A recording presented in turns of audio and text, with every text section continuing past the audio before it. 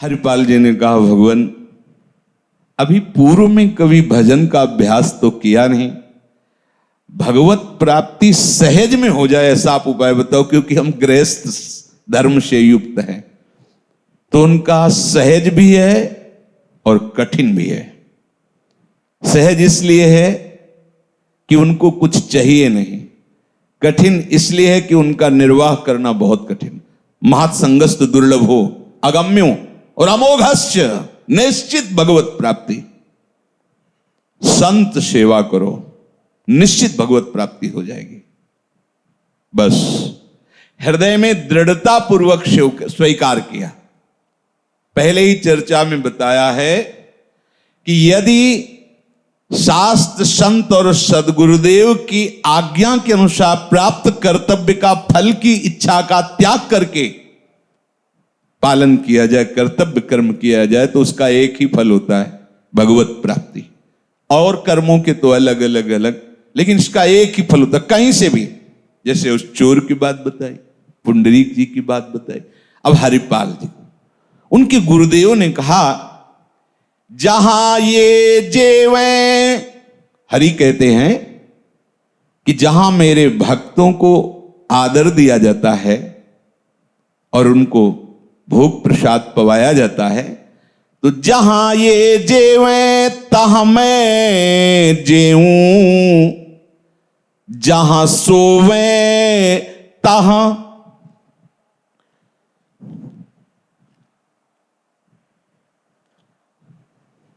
सोऊं। जहां मेरे भक्त प्रसाद पाते हैं तो मैं वहीं प्रसाद पाता हूं जहां मेरे भक्त पाते हैं। अर्थात भक्त की जिह्वा में बैठकर मैं रसास्वादन करता हूं। जहां मेरे भक्त शयन करते हैं मैं वहां शयन करता हूं। भगवान जो मेरे भक्तन दुख देवे, कुल समेत त्यही खोहूं। यदि कोई मेरे भक्त का द्रोह करे और सोचे कि ये तो अनाथ है, ऐसे भीख मांगते, दो चार थप्पड़ जमा दो, क्या बिगाड़ लेगा, ये हमारे पास परिवार है, सामर्थ्य है, रुपया है, पैसा है। हाँ ठीक है, वर्तमान को तुम देख रहे हो, लेकिन जो वर्तमान में विराजमान है उसको तुम नहीं देख पा रहे हो। अनंत कोटि ब्रह्मांडों का स्वामी भक्तों के पीछे ऐसे घूमता है जैसे बछड़े के पीछे रंभाती हुई गाय। भक्तन पीछे यो फिरत ज्यो बछड़ा संग गाय, जहां जहां भक्तन को कछु परत है संकट आए। आप स्वयं उस संकट में बीच में आ जाते हैं। तुरंत विभीषण पाछे मेला, सन्मुख राम सहयो सोई सेला। शक्ति को अपनी छाती पे लिया, नष्ट कर सकते थे, लेकिन दिखाया कि भक्त का प्रहार मैं अपने तन पर स्वीकार करता हूं। अगर कोई मेरे भक्त से द्रोह करके उसका अमंगल अहित करना चाहे तो उसके कुल समेत को मैं नष्ट कर देता हूं। जो मेरे भक्तन दुख देवे, कुल समेत ते खो, राम रोष पावक सो जरई। जहां ये मेरो करे कीर्तन, तहां करूं मैं बाशा। इन्हीं के पीछे उठ धाऊं, मोहि इन्हीं की आशा। तज अभिमान प्रेम सो सेवे, सोई मोकू पावे। कहत कबीर भक्ति की महिमा, हरि अपने मुख गावे। जहां मेरे भक्त मेरा नाम कीर्तन करते हुए वहां मैं निरंतर वास करता हूं। जहां भक्तजन प्रफुल्लित हृदय से प्रभु के गुण का कीर्तन, नाम का कीर्तन, उनकी महिमा का गान करते, भगवान कहते वहां मैं निरंतर वास करता। नाहम बसामि वैकुंठे योगी नाम च हृदय मदभक्ता यत्र गायंती तत्र तिष्ठामि नारद। जहां मेरे भक्त मेरा कीर्तन करते वहां मैं वास करता हूं। मुझे ढूंढना है तो मैं भक्तों के पीछे हूं, ढूंढ लो। भगवान परिचय बता रहे, निरपेक्षम मुनिम शांतम निर्वैरम समदर्शनम अनुब्रजाम्यहम नित्यम पूये त्यंगुरेणुभी। जहां जहां मेरे भक्त चरण रखते हुए जाते उनके पीछे मैं होता, अनुब्रजा में मैं उनकी चरण रज लेने के लिए पीछे पीछे जाता, इन्हीं के पीछे उठ धाऊं, मोह इन्हीं की आशा। एक ही मेरे अंदर आशा रहती है, मेरा भक्त, जैसे मां को एक ही आशा रहती है कि मेरा बच्चा सुखी रहे, स्वस्थ रहे, आनंदित रहे। तज अभिमान प्रेम सो सेवें, जो अभिमान का त्याग करके ऐसे मेरे भक्तों की सेवा करते हैं, सोई मोकू पावें, वही मुझको पाते हैं। भक्तों की महिमा स्वयं हरि अपने श्रीमुख से गान करते हैं। सब बड़े बड़े महापुरुषों के चरित्रों में देखा गया।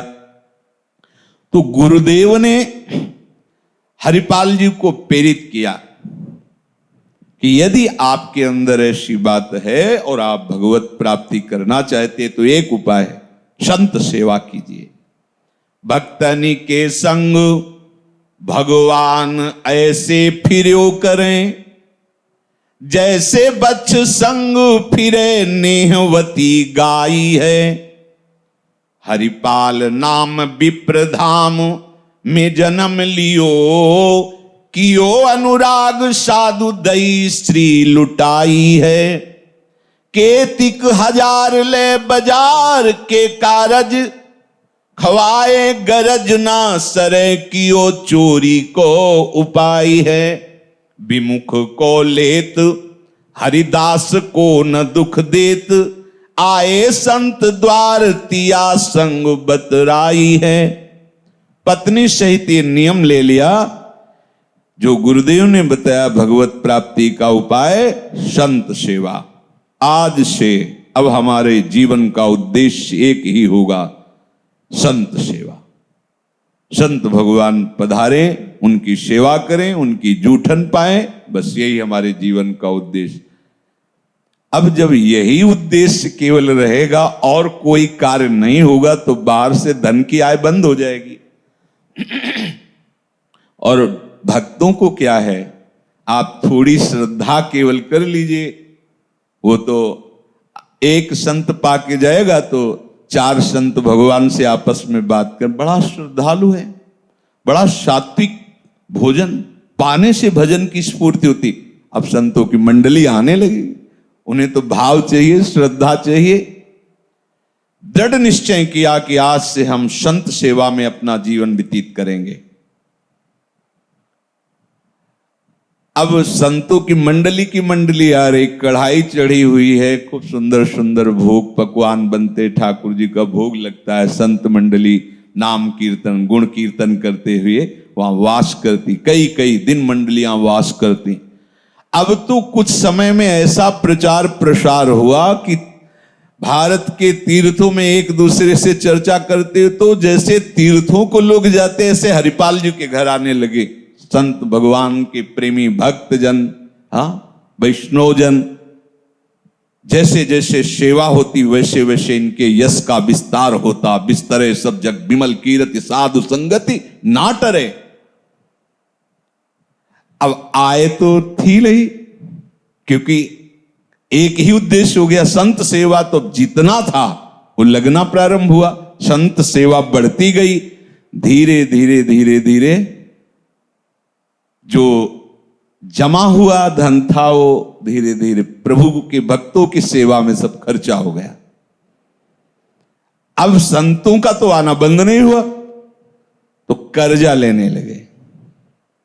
सब खत्म का मतलब जमीन बेच दी, जो कीमती जेवरात वो सब बेच दिए, अन्न धन सब राधे राधे संत सेवा में। जब कुछ नहीं तो कर्जा लेने लगे। अब कर्जा भी तो तभी पटाया जा सकता है जब कुछ व्यापारी, अब कुछ रह नहीं गया तो कर्जा देने वाले कुछ कुछ दे के कर्जा कि भाई सम्माननीय व्यक्ति हैं, भगवान के भक्त हैं, पर कभी ये 5 रुपए वापस नहीं करेंगे, पता है, क्योंकि सब। अब अगली बार जब मांगने गए तो हाथ जोड़ दिया कि हमारे भी परिवार है, क्योंकि सब उन पर श्रद्धा करते थे। संत सेवा शब्द देखते पर एक दिन संत मंडली आई। हरिपाल जी अपनी पत्नी के समीप जाके कहा कि हमें ऐसा लगता है कि आज जो है हमारी जो नियमावली है संत आराधना आज टूट जाएगी, कुछ है नहीं, क्या करूं? आप ऐसा करो, किसी पड़ोसी से कुछ भी मांग लो, विमुख ना जाए। जो भगवत प्रेमी महात्मा जन आए, उनका कई बार जा चुकी हूं, वापस कर देते हैं, दरवाजा ही बंद कर लेते हैं, कोई कुछ देता ही नहीं। विचार किया कि क्या करना चाहिए। कोई कर्ज नहीं देता, कोई व्यवहार में भी नहीं देता, और घर में कुछ है नहीं, संतों का कैसे सेवन करें? तो मन में विचार किया कि बल तो है ना, बहुत बड़ा जंगल पड़ता था गांव के, होते हैं 10-10 किलोमीटर में दूर दूर गांव, इस गांव से उस गांव में जाने के लिए जंगल पार करना। बलवान थे, भाला हाथ में लिया और निश्चय किया कि उनका भी मंगल होगा जो भगवान नाम जप नहीं करते और भक्त नहीं है, और कुछ भी हो छीन करके हम साधु सेवा करेंगे। अब देखो, कर्म तो निकृष्ट हुआ ना, लेकिन गुरु आज्ञा संत सेवा, जीवन का लक्ष्य संत सेवा। कोई कोई उदाहरण देने लगते हैं हरिपाल जी का, तो पहले अपना सब संत सेवा में लगाओ, खाने को न रह जाए, फिर आगे आप उदाहरण हरिपाल जी का दो। अब तुम तो लाखों की उसमें बेईमानी की और सोचा कि इतने से इतना दे देंगे तो चल, वो नहीं चलेगा, तो घर फूक तमाशा देखना होगा इसमें। हरिपाल जी का उदाहरण तब आप दे सकते हैं कि चोरी तो हरिपाल जी भी करते थे, तो हम थोड़ा टैक्सी की चोरी कर ली, ये कर ली, वो चोरी कर ली, या ऐसे, और हम वो संत सेवा में थोड़ा उसका हिस्सा दे देंगे तो धन पवित्र हो जाए। भूल मत करना, वो अधर्म है, वो अधर्म हो रहा है। हरिपाल जी घर फूक तमाशा देखे, पहले अपना सब कुछ न्योछावर कर दिया। अब देखो भावना कैसी है, विमुख को लेत हरिदास को न दुख देत। जो भगवत विमुख है उसका छीन लेते और कहां लगाते? संत सेवा में। इसका भी मंगल होगा। गले में कंठी और मुख में कहीं धोखे से भी रामकृष्ण हरि निकल गया तो हरिपाल जी मार्ग से हट जाते थे। जब वो निकल जाता तो उसकी रज माथे पे लगाते, कभी उसको, और अगर प्रपंच की वार्ता और कंठी तिलक और नाम नहीं तो भाला गले में रख देते, जो है सब उतरा लेते, सोना चांदी रुपया जो भी जैसा, और वो संत सेवा में लगाते। अब उस गली में ये प्रचार प्रसार हो गया कि कंठी तिलक वाला, नाम कीर्तन वाला लूटा नहीं जाता। अब उस गली से निकलना है गांव के जंगल से तो कंठी तिलक बांध के निकलना है, बाद में भले झोली में डाल ले, जेब में डाल ले, क्योंकि हरिपाल जी और बहुत बलवान थे और भगवत तेज से युक्त थे। उनके सामने ऐसा थोड़ी कि कोई विरोध कर सके। अब एक दिन बहुत से जैसे स्वाभाविक संत आते थे, आए, वहां जंगल में कोई जाता ही नहीं, अगर जाता तो रामकृष्ण हरि बोलते हुए जाता। अब हरिपाल जी चोरी कर नहीं सकते, अगर वो राम बोला, कृष्ण बोला, हरि बोला तो भाला नहीं तानेंगे। कंठी है, तिलक है, नहीं, हरिदासत्व बिल्कुल नहीं, जो हरिदासत्व से ही बिल्कुल नहीं। उदास होकर के बैठे थे, संत भगवान आए, पत्नी से कहा आप क्या करूं, अब तो लूटने को भी कोई नहीं तैयार कि आ भाई उसको मैं लूट लूं, क्योंकि यहां सब कंठी तिलक वाले और सब नाम वाले। देखो भक्त का प्रताप देखो, भयवश वहां से निकलना है, जो 2-4 किलोमीटर रास्ता है, जोर जोर से बोलना पड़ेगा उसको रामकृष्ण हरि। रुक्मिणी जी से ठाकुर जी ने कहा, द्वारिकाधीश ने, तैयारी, अब मुझे जाना है एक भक्त से मिलने के लिए। बैठे कृष्ण रुक्मिणी महल तहां सोच पर्यो। इधर अगर भक्त सोच में पड़ा है कि कैसे भगवत प्रेमी महात्माओं को विमुख जाने दें, पर हमारे पास कुछ है नहीं और लूटने के लिए कुछ नहीं, क्योंकि अब वहां से जो निकलता प्रचार प्रसार हो गया। बैठे कृष्ण रुक्मिणी महल तहां सोच पर्यो, हरिओ मन साधु सेवा साहू रूप कियो है, पूछी चले कहां कही भक्त है हमारो एक, तो मैं हूं आऊं आओ आए जहां पूछ लियो है। भगवान श्रृंगार कर रहे हैं कृष्ण रूप से नहीं, साहूकार सेठ रूप से, बड़े बड़े सोने के हीरे जड़ित कड़ा हार ये सब। रुक्मिणी जी का जय जय कहां?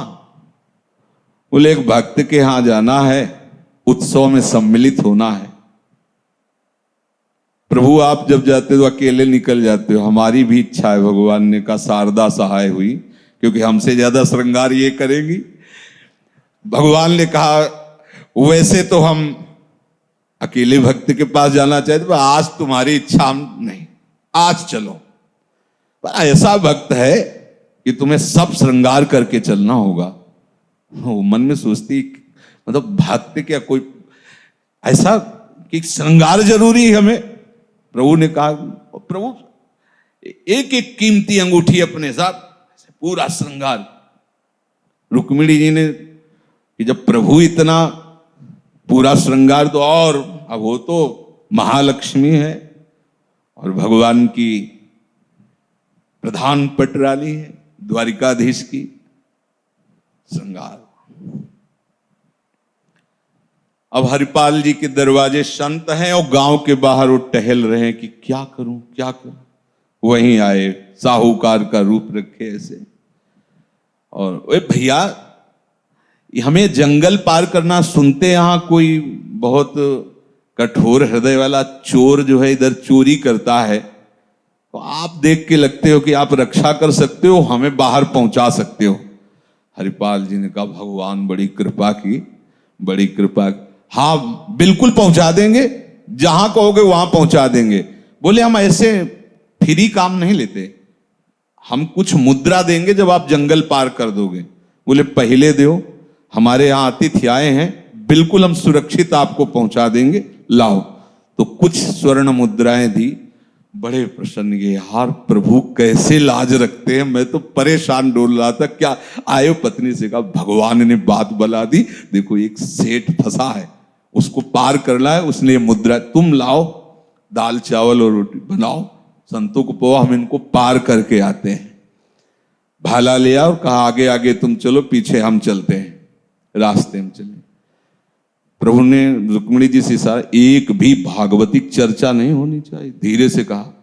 बोले प्रभु ऐसा ना भक्त की ना भगवान की कोई चर्चा नहीं, बस वही जैसे एक सेठ साहूकार चर्चा करते हैं, उस खाते बही खाते में इतने करोड़ उसमें वो होता है ऐसा, वो ऐसा। हरिपाल जी का बात बन गई है, इतनी सोना चांदी और सब हीरा जवाहरात पे एक बार भी रामकृष्ण हरि नहीं बोल रहे। और गौर से देखा तो हार गले में थे, तुलसी की माला नहीं थी, कहीं कोई तिलक नहीं। वो भगवान आज तो माला माल कर दिए। बीच जंगल में पहुंचे, भाला निकाला, रुक्मिणी जी के होश उड़ गए कि प्रभु के सामने कोई भाला तान के खड़ा हो। उतार सब। प्रभु तो मतलब उनको कहना था, प्रभु हरिपाल जी ने अपना ऊपर का वस्त्र ऐसे डाल सब। भगवान रुक्मिणी जी भगवान की तरफ, उतार दो, इसी में भलाई है, उतार दो, उतार सब रखो इसमें। रुक्मिणी जी की जो एक अंगूठी थी वो प्रभु ने उनको पहनाई थी, वो बहुत प्राण प्यारी थी। हरिपाल जी ने भाला रखा रुक्मिणी जी गले, उतार इसको, 5, 7, 10 संत इसमें पाएंगे ऐसा। रुक्मिणी जी भगवान की तरफ हेती, सुदर्शन चक्र को बुलाओ। भगवान कहते इस समय नहीं आएगा सुदर्शन चक्र, हम कुछ नहीं कर सकते। अगर बचना चाहती हो भाले से तो अंगूठी उतार के। और रुक्मिणी जी को मतलब आज हो क्या गया प्रभु को, अनंत शक्तियों के स्वामी और एक साधारण मनुष्य भाला गले में था, कुछ नहीं कर रहे।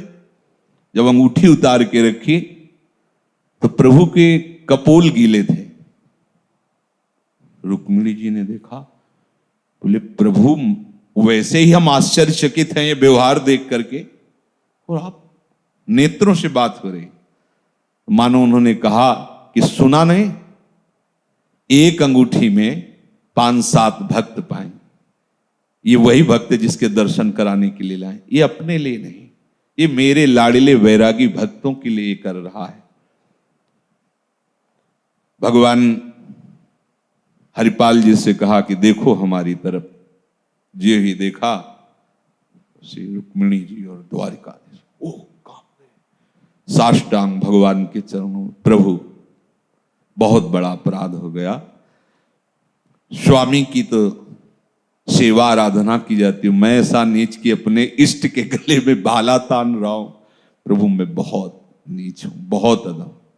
का नहीं, मैं तुम्हें बहुत प्यार करता हूं क्योंकि तुम हमारे भक्तों से प्यार करते हो।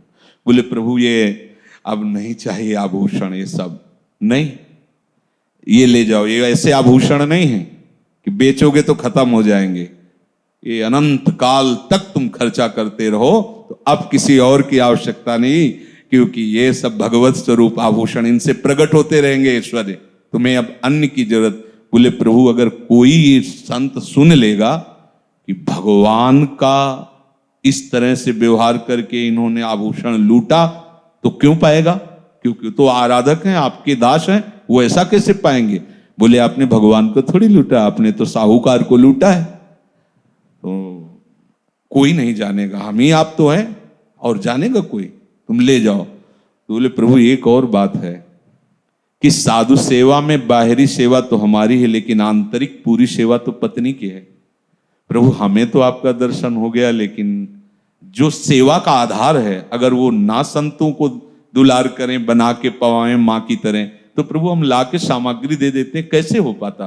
तो प्रभु उनके साथ घर आए और पत्नी को दर्शन दिया और उनसे सेवा, पत्नी ने भगवान को भोग पवाया, दोनों ने अपने हाथों से।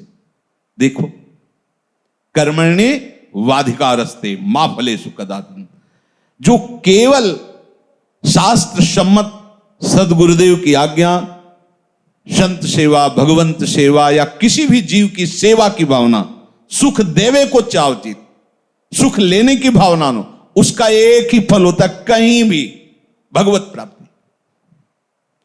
कई बार सुना है, कश्यप नाम के तपस्वी तपस्या कर रहे थे। एक कश्यप अदिति, वो कश्यप नहीं, ये दूसरे महात्मा थे। तो एक वृक्ष के नीचे ऐसे ध्यानस्थ हो रहे थे, तो एक बगुली ऊपर से वीट कर दिया, छप से गिरा के दृष्टि खुली, रोष आया, वो भस्म हो गई, जल गई। लगा कि हां गलत हो गया। तपस्या का प्रयोग दूसरों को सुख देने के लिए किया जाता है। सर्वमंगल, जो तपस्वी जन है, जो भजनानंदी जन है, उनका भजन तभी माना जाता है जब सर्वे भवन्तु सुखिना सर्वे सन्तु निरामया, सब सुखी रहें, सब निरोग रहें, यह है उनका भजन। भले किसी गुफा में बैठ के करो या समाज में करो, तुम्हारे द्वारा जगत मंगल होना चाहिए। साधु का यही स्वरूप है, तपस्वी का यही स्वरूप। अगर अपने तपस्या का प्रयोग अभिमान करके किसी को नीचा दिखाने के लिए करे, तो उसकी तपस्या का हरण हो जाता है। क्या कर पाए दुर्वासा जी? भारी तपस्वी हैं, लेकिन भक्त को नीचा दिखाने की वृत्ति भगाया त्रिभुवन में सुदर्शन चक्र ने। अब वो उठे गर्व से और भिक्षा मांगने के लिए गए। कर्मण्य वाधिकारस्ते। अब जिस घर में गए, वो अपने पति को भगवान मानकर आठों पहर उनकी सेवा में, पति को, वहां जैसे माता पिता को मान, या संत को मान, पति को भगवान मान करके आवाज लगाई, भिक्षाम दे। तुरंत बाहर आई, अच्छा भगवान, कुछ क्षण द्वार पर रुकी, अभी मैं भिक्षा लाई। वो जेव ही अंदर गई तो दूसरे दरवाजे से पति, जेव ही पति आए, हाथ जोड़ करके नमस्कार करना, आसन पे बैठाना, उनको जल पिलाना। ऐसा जो विश्राम मुद्रा में, तब कहा आपके गृह के दरवाजे पर कोई भिक्षुक आए थे, उनको भिक्षा दे आए? बोले अवश्य अवश्य अवश्य दे आई। वो भिक्षा लेके गई, काफी देर से खड़े थे, बड़ा रोष प्रकट किया, तुम जानती नहीं हो मुझे, कह दिया अभी आ रहे हो, इतना विलंब करे? तो उन हाथ जोड़ के कहा, भगवान हमारे प्राणनाथ पतिदेव आ गए थे, तो उनको जल आदि पिलाने में विलंब हुआ, यदि आपको ऐसा लग रहा हो तो क्षमा कीजिए, क्षमा नहीं तुम मुझे बोले जानते हैं, हम अपने पति सेवा के बल से जानती हैं, तुम ये समझ लो मैं पेड़ की बगुली नहीं हूं कि तुम देखोगे वो भस्म हो जाएंगे, अभी कच्चे हो तुम। होश उड़ गए, क्योंकि बगुली वाली बात तो केवल वही जानते थे, दूसरा तो जानता नहीं था। एकदम कांप पड़े। उनका देवी तुम्हें कैसे पता चला ऐसा? तो उनका मैं अपने पति को भगवान मानती हूं और रात दिन भगवत भाव से उनकी सेवा करती हूं, इसके प्रभाव से मुझे तीनों कालों का ज्ञान है। तुम क्या कर रहे हो, क्या करते थे, क्या करोगे आगे, सब मुझे पता है। जाओ, वो एक कसाई हैं, उनके पास जाओ, जब वो तुम्हें ज्ञान देंगे तब तुम्हारा ज्ञान हरण होगा। जाओ। बताया अमुक स्थान अमुक जगह गए, वो मांस बेच रहे, कितना चाहिए, ऐसा जितना चाहिए। उनका ये क्या बताएगा ऐसा कार्य करने। कर्मण्येवाधिकारस्ते, जो कर्म जहां है भगवत स्वरूप कर लो, सब मंगल हो जाएगा। ये कोई भगवत स्वरूप है? सदन कसाई आदि तो प्रसिद्ध हैं भगवत भक्तों में। ऐसी महिमा थी कि 1 किलो तो शालिग्राम 1 किलो हो गए, 5 किलो तो वही शालिग्राम 5 किलो हो गए। देख लो भगवान इधर क्या है और इधर भगवान पलड़े में। भाव और भक्ति का बहुत बड़ा कर्मण्येवाधिकारस्ते। ये गए वहां, देख करके घृणा हुई, चलने लगे तो उनका रुको। अमुक गांव की उस पतिव्रता पत्नी ने बिना फोन का फोन, या और आश्चर्यचकित हुए कि ये बात तो केवल हम वो जानते, उस समय फोन तो था नहीं कि नंबर मिला, हेलो मैं भेज रही हूं मिल लेना, ऐसा तो था नहीं। तो उनका ये आपको कैसे पता चला? बोले पहले हम अपने ग्राहक रूपी भगवान की पूजा कर ले, फिर हम आपसे बात करें, खड़े रहिए।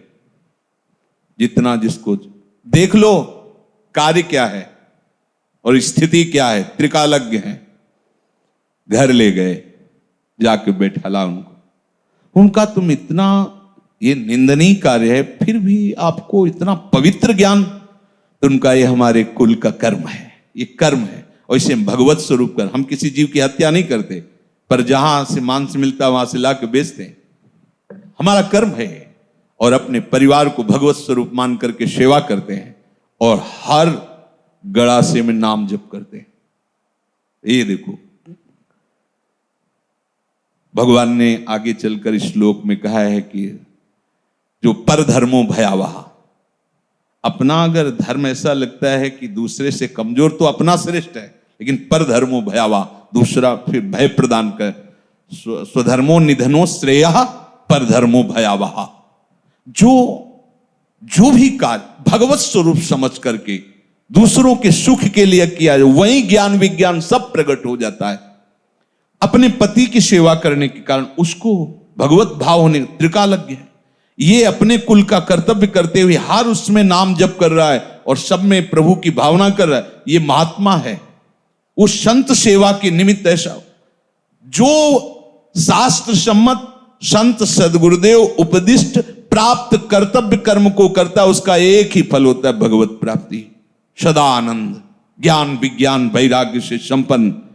यदि हम भगवान की इस बात को समझें तो हमको जो जहां है, आप व्यापार करते हो, नौकरी करते हो, किसानी करते हो, गृहस्थी में जहां भी जो भी हो, उसे भगवान की सेवा मानकर दूसरों को सुख प्रदान करने की भावना से वहीं भगवत प्राप्ति हो जाएगी। पर साथ में भगवत भावना और भगवत स्मरण। शेष चर्चा आगे। श्री राधा वल्लभ।